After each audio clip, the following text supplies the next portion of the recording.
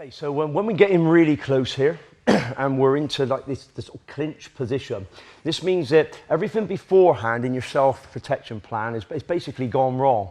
So remember, we've tried to maintain distance, we've tried to talk the person down. That hasn't worked for us. And suddenly the guy's initiated some sort of attack, whether it be a punch or a headbutt or a possible grab. If we haven't stopped it at this stage, then we will get into a situation where you're both in really close. So you might have to deal with him trying to like bear hug you or grab you around the body, he might attempt to bite you. You know, there could be a lot of nasty stuff going on. What we're going to do is make sure that we've got enough in our arsenal so that we can return this. We're going to look at some little nasty bits and pieces. So we're going to delve into the sort of torture chamber here really and sort of look at some nasty little bits and pieces that will get us out of trouble. And again, we're going to sort of take that principle of the top to bottom and we'll work our way down, and I'll show you a few bits and pieces you can use to get yourself out of a sticky situation. I'm just going to bring you around this way, Tom, if we can do this. So up at the top, we spoke about this earlier on, grabbing hold of the hair. So any type of close range situation where we're grappling around, if I can get hold of that hair, then I'm going to use it and take the man down to the floor. So I'm just going to take a step away and drive his head and smash it down onto the floor, okay? So I get the short hair on the side of the head, tug on it hard and twist the neck. We rotate the head around, and that gives me complete control. Then I can smash the guy down, break up the hole, possibly finish it and get away. Okay.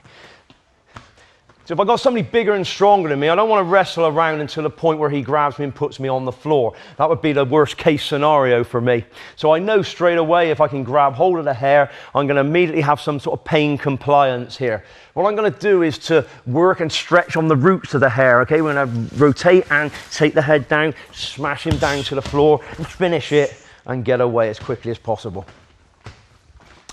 Also, if we go back to the point where the man was maybe kind of driving on me, if I get hold of the hair here, I'm going to pull it forward. So I'm going to go right to the back of the head and pull the hair forward, driving him down to the floor and allowing me a finish if I need it.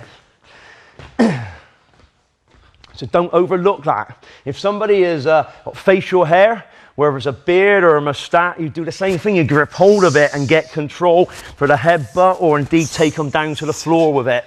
So we're going to make sure that you grab any facial hair in any shape or form, take them to the floor.